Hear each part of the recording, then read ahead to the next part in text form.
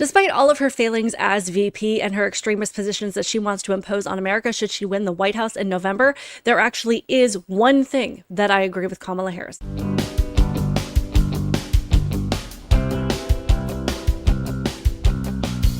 Welcome to my channel, Outspoken Samantha. If you are new here, welcome. I do appreciate you clicking on the video to watch it, and since you are here, I would love it if you would help me to grow this channel and hit that subscribe button now, and also make sure to turn on your notifications so that you never miss an upload. And of course, to those of you that are returning, you know that I truly appreciate your support, leaving comments, engaging in the conversations, and I would love it if you would make sure that you are subscribed as well. So guys, with all of the issues that people are battling over as the November 2024 election gets closer, I think there might be one thing that the right, the left, the middle, and everybody in between might be able to agree on. And it actually came from a moment of enlightenment that came from Kamala Harris herself, who is known for a lot of things, but enlightenment is not one of them, so we should definitely acknowledge it when it happens, and it's this. What else do we know about this population, 18 through 24? They are stupid. That is why we put them in dormitories, and they have a resident assistant. They make really bad decisions. As much as I would love to disagree with her on this and defend Gen Z and say, how can you vote for somebody who truly thinks that you are stupid? Honestly, I think that there was a lot of weight to this comment, and she knew exactly what she was talking about when she said it. Gen Z is the product of a failed education system meant to intentionally dumb people down and activate them politically while giving them as little information as possible about the things that they're voting for. And with the addiction to technology and social media, and only seeing value in things that you can access immediately, we do not have a generation that is in large part interested in researching and digging deeper past the talking points, the headlines, and the memes. I understand that there are some incredible people in this age group who are exceptional at life in general. They know what they want. They're driven, they're focused, they're motivated, they're intelligent, and they're out there making history. One of my favorite YouTube channels is actually the comment section with Brett Cooper over at the Daily Wire. I believe that she's about 22 years old. Isabel Brown is another young woman I listen to a lot. There are obviously a lot of students setting up entire pro-America organizations in their colleges, which is a huge challenge, as most universities are heavily liberal and do everything they can to silence pro-America messaging on their campuses because it disrupts their agenda to turn out an entire generation of young people who hate America and will help the left burn it to the ground. And aside from politics, obviously, we can usually look at the Olympics, despite all the controversy that has been surrounding the Paris 2024 Olympics. But the Olympics in general are still a prestigious and respected event, at least for the time being, though that reputation is spiraling quickly downward. But the average age for competitors and athletes in the Olympics is usually between the age of 20 to 25. So the exact age group that we are talking about here, sometimes you get a lot younger and sometimes you get a little bit older. So again, there are obviously exceptional people in this age group, but for the most part, I think that that is the exception and not the rule. We've seen how the education system has become significantly dumbed down by replacing actual education with activism, with the goal of turning the next generation into activists for causes without knowing why they're activists for that cause. We've got gender activists, pro-Hamas activists, climate change activists, feminist activists. Everybody is an activist, but none of them could actually tell you what they stand for or against, just that they stand for that thing because it goes against the norm, and the norm is bad, even though they don't know why the norm is bad. And what this has turned into is into this entire voting base of young adults who will say with the utmost conviction that they plan to vote for Kamala Harris, but they have no idea why. What's your favorite policy of Kamala's? That's a hard one. I'm really excited for her to restore reproductive rights across America. How do you think she'll go about doing that? I don't know. One question. I don't know. I'm picking and choosing. I mean, I really like most of them. So you have to look at it broadly, right?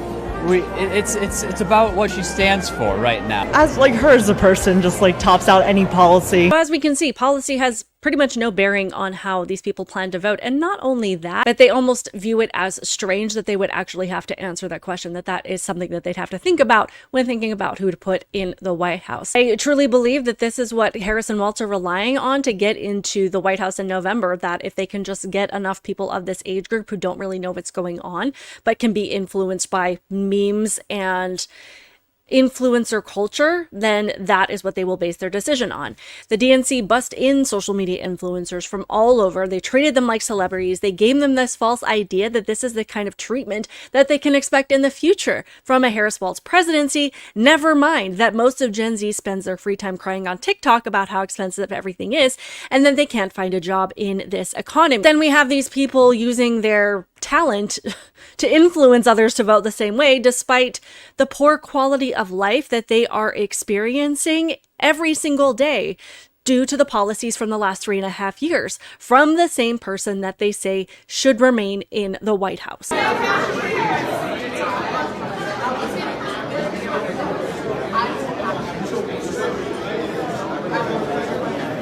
Much more happens at the DNC than what people see. Oh. And I just can't believe this happened to me. I don't want to listen to that song anymore. And then, of course, what would voting be without a viral TikTok dance to solidify who you'll cast your ballot for to select the person who will take on the most important job in the country?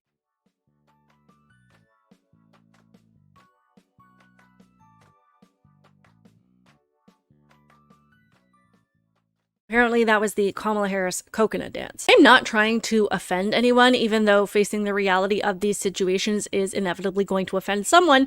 That's just how it goes. But explain to me how people who have no idea what the policies are of their candidate, the one that they are voting for to take the presidency, should be able to dictate the future of the country. People that are literally basing this monumental decision on memes and TikTok dances. If you don't believe how crazy this has gotten, this is a great explanation of at least some of that. Kids who grew up with smartphones and video games in the late 90s and early 2000s are all grown up now. And it is clear that Gen Z is running the show when it comes to political strategy on social media. Gone are the days of traditional news and ad campaigns and hit pieces, fluff pieces, and stuffy politics.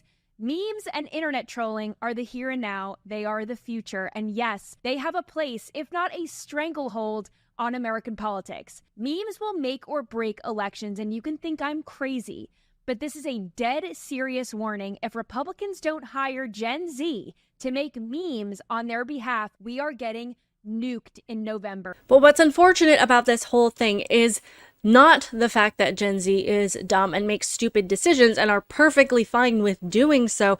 It's the fact that this is something that needs to be capitalized on in order to win this election. So as JD Vance and Trump are running around doing interviews, talking about policy, talking about the economy, talking about the border, talking about women's reproductive rights, talking about all of the things that actually matter, it really comes down to whether or not they're making the correct memes. That is where we are at right now. That everybody is criticizing Kamala for not having done any real interviews, not really having to face the press, not having to answer any difficult question.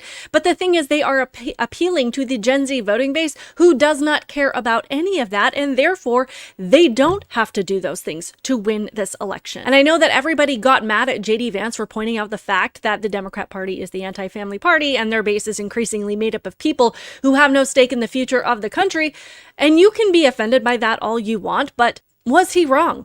These kids don't care about open borders, communist price controls, censoring and controlling speech, or even burning the Constitution. Most of them probably don't even know that the Constitution exists at this point. The only time they hear about it is when the left comes out and says restricting abortion is threatening women's constitutional right to kill their unborn baby. For all we know, that could be all Gen Z thinks the Constitution is for. So as I pointed in the beginning, Kamala Harris saying that Gen Z is stupid, that this particular age group makes really bad decisions, I don't think she was trying to be insulting. I think she was laying out the foundation, all of the reasons they feel like they can fail upwards in this election, that they know the base that they are appealing to and that they are pandering to, and none of that involves any level of serious campaigning. And I know I'm going to make some people mad with this, but this is why I am staunchly in favor of actually raising the voting age to 25 and having to pass some kind of test to vote, because it is not a right. As much as the Democrat Party wants to say that it is a responsibility responsibility. It is a very, very serious